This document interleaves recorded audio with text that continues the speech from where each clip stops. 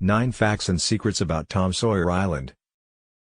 Number 9. There are 3 big highlights on the island, the 3 main areas on the island that are the most exciting to explore and enjoy. Number 1. Magnetic Mystery Mine. Number 2. Fort Langhorne. And number 3. Injun Joe's Cave. This name was recently removed because it was seen as controversial. These are fun areas to check out while you are there.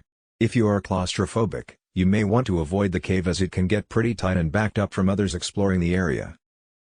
Number 8. Tom Sawyer Island opened in 1973. The island was there when Walt Disney World opened, but the themed section wasn't among the first-day activities that debuted in October 1971 along with the park. The island was constructed and decorated to fit the fanciful tale that Mark Twain wrote after the park opened. In May 1973, it made its premiere. Number 7. The barn used to be on fire. The burning cabin scene was created on the island as a really cool effect and a nod to the story. The effect made the cabin on the island appear as if it were on fire. In 2005 this had to be turned off and has never been turned back on. There was pipe corrosion that caused the issue. The cabin is still there, it just doesn't burn anymore. Originally it was the target of a native Indian attack with its occupant lying dead in plain sight with an arrow in his chest. It was changed in the 80s to a moonshine accident to acknowledge political correct standards. Current day the yard is overgrown and the cabin looks abandoned with a new smoking effect.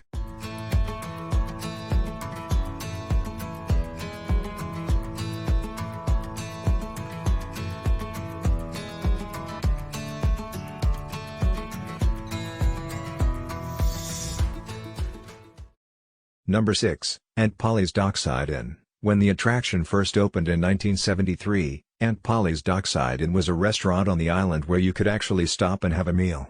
It was an incredibly cool location since you could dine in a Tom Sawyer-inspired dining location right on the island.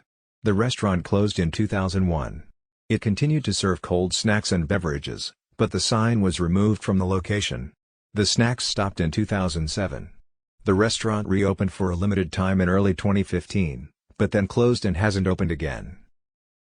Number 5. Fort Langhorne is the second name. Fort Langhorne actually used to be known as Fort Sam Clemens.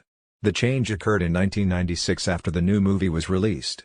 In the film, there was Fort Langhorne, so the name change was put in place to sync up with the movie and relate to the audiences who watched it. Number 4. Fort Langhorne. Fort Sam Clemens have a special meaning. Mark Twain's real name is Sam Clemens. Under the pseudonym Mark Twain, he authored his short stories.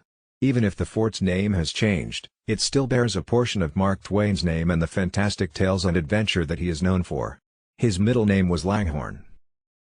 Number 3. Guests used to receive a map to help visitors find their way about the island when the attraction initially opened. Themed paper maps of the island were distributed to each visitor. The maps are no longer distributed, but they would make a fantastic collectible.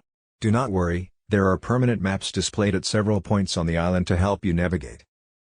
Number 2. Find the paintbrush. Cast members would bury 6 paintbrushes around the island every morning. One of the lucky guests who discovered a paintbrush would win something. Typically, the cost was a fast pass usable for any attraction, typically good for 3 people. It was a lot of fun to search for the paintbrushes every morning. Number 1. The rafts have themed names. It's all in the details. Even the rafts have names after popular characters from the book. The rafts are named Tom Sawyer, Injun Joe, and Becky Thatcher. Also, the rafts aren't actually real rafts.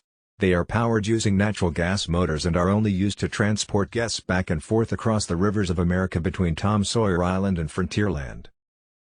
Thank you for watching. Please like, share, comment and ring that bell.